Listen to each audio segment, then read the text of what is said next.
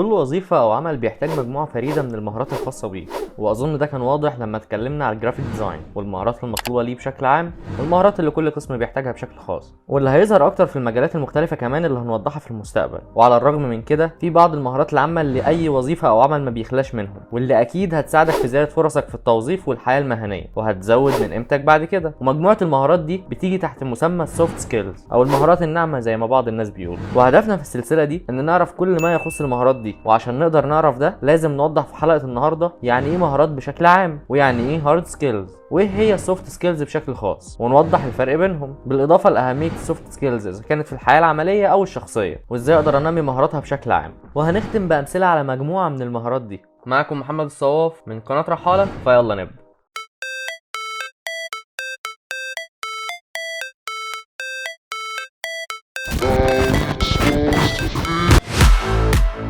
في البداية كده خلينا نعرف يعني ايه سكيلز. فهي القدرات والمعرفة والخبرة وأي شيء تستخدمه لإكمال مهمة أو حتى إضافة قيمة أو لإنشاء شكل من أشكال النجاح، ويتم اكتسابها من خلال التعلم والتدريب والتجربة. إنما بالنسبة للهارد سكيلز فهي المهارات اللي بيتم اكتسابها من خلال التعليم الأكاديمي أو البرامج التدريبية، وغالبا بتكون مرتبطة بالخبرة التقنية أو الاجتهاد في مجال معين، فهي الجزء التكنيكال يعني. وأمثلة على كده زي إنك تتعلم مثلا التصميم أو البرمجة أو أي مجال تاني. وأخيرا السوفت سكيلز، فهي مجموعة من المهارات بتساعدك في تحسين حياتك المهنية والشخصية، فيها بتمكنك من التفاعل بفعالية مع الأشخاص المختلفة، وبتساعدك على التكيف مع مختلف الظروف وإظهار سلوكيات واتجاهات إيجابية، وحاجات تانية كتير هنكتشفها على مدار حلقتنا. فأظن كده الاختلاف بينهم لسه مظهرش قوي برضه، فتعالى نبدأ نوضح الفرق بينهم الثلاثه. فخلينا نقول ان السكيلز المهارات يعني هي اي مهاره تقدر تكتسبها، وبتنقسم لنوعين. الاول هو المهارات الخاصه بالجزء التكنيكال اللي هو الهارد سكيلز، والثاني هو جزء المهارات الحياتيه والصفات الشخصيه اللي هو السوفت سكيلز. بالنسبه بقى للهارد سكيلز هي القدرات والمهارات المحدده القابله للقياس، اذا كان عن طريق امتحان يختبر معرفتك او شهاده توضح مستوى تعليمك او دراستك الاكاديميه او بقيامك بالشغل ده، لان زي ما وضحنا هو الجزء التكنيكال اللي معتمد على معرفتك انت بس، ومش محتاج تواصلك او تعاملك مع اي شخص تاني. وبالنسبه للسوفت سكيلز هي مهارات غير قابله للقياس، فصعب تقيمها من خلال امتحان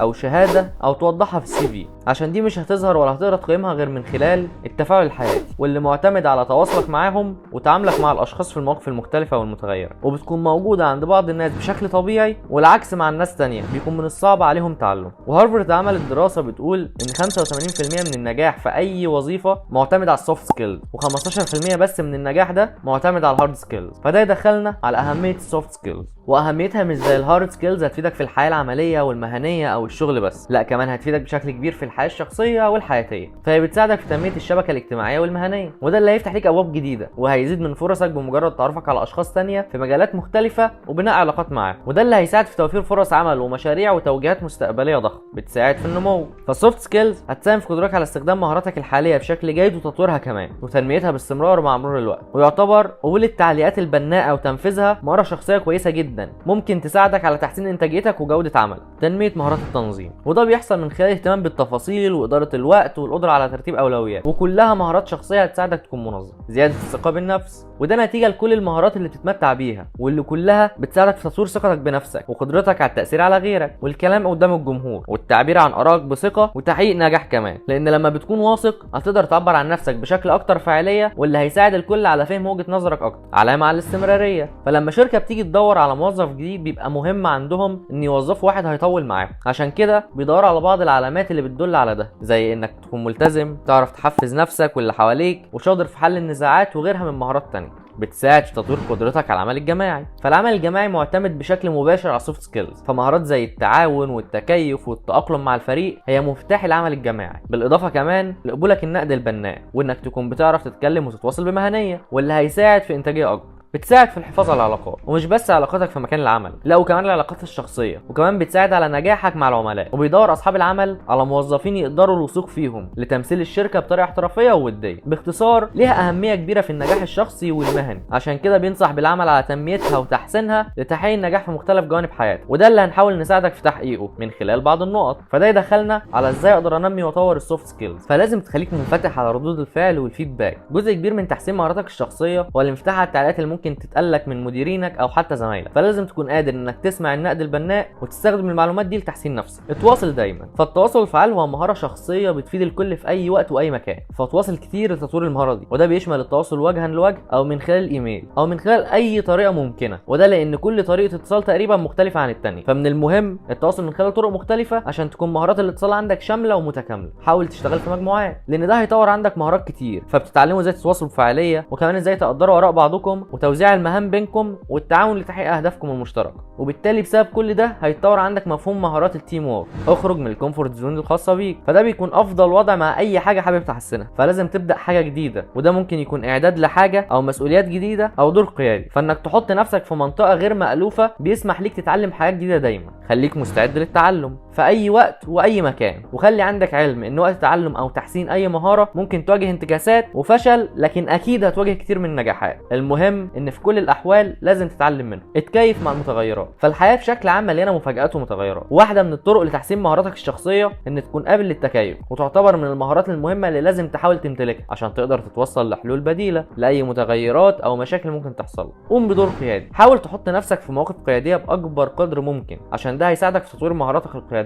وده اللي هيفتح ليك ابواب جديدة ويزيد من فرصك بشكل كبير. شارك في عمل تطوعي، وحرفيا هيوفر لك كل الحاجات اللي قلناها عشان تقدر تنمي مهاراتك وتطورها، وعاملين فيديو كامل موضحين فيه اهميتها، ممكن ترجع له في اي وقت. ومن هنا اقدر اختم حلقتنا بامثله على السوفت سكيلز، وحابب بس اوضح ان هي مجموعه من مهارات كتير قوي، نقدر نقول ان هي اي مهاره مش تكنيكال وهتفيدك في الحياه الشخصيه والمهنيه، والامثله عليها كتير زي الكوميونيكيشن سكيلز مهارات التواصل، فهي فن التواصل الفعال اذا كان لفظي او غير لفظي. ايموشنال انتليجنس الذكاء العاطفي، وهي مهارة إدارة العواطف والتعاطف والوعي الذاتي والوعي الاجتماعي. leadership skills مهارات القيادة وإلهام وتحفيز الآخرين. time management إدارة الوقت وتحديد أولويات المهام. Problem solving skill حل المشكلات، التفكير التحليلي والإبداع والتفكير النقدي واستراتيجيات اتخاذ القرار. Teamwork skills مهارات العمل الجماعي وبناء الفرق القوية وتعزيز التعاون وحل النزاعات داخل الفرق والتعاون الفعال. Adaptability skills مهارات التكيف والمرونة والقدرة على النجاح في البيئات المختلفة والمتغيرة. Negotiation skills مهارات التفاوض وعمل حلول مربحة للجانبين. Networking skills مهارات بناء شبكة علاقات والحفاظ على العلاقات المهنية والشخصية. Presentation skills مهارات العرض والتقديم الجذاب والمؤثر وسرد القصص وإشراح الجمهور كمان. Conflict resolution إدارة وحل النزاعات والتواصل الفعال أثناء النزاعات وإيجاد أرضية مشتركة. Decision making مهارات اتخاذ القرار والنظر في البدائل وتقييم النتائج. Stress management مهارات التعامل مع الضغط والتوتر.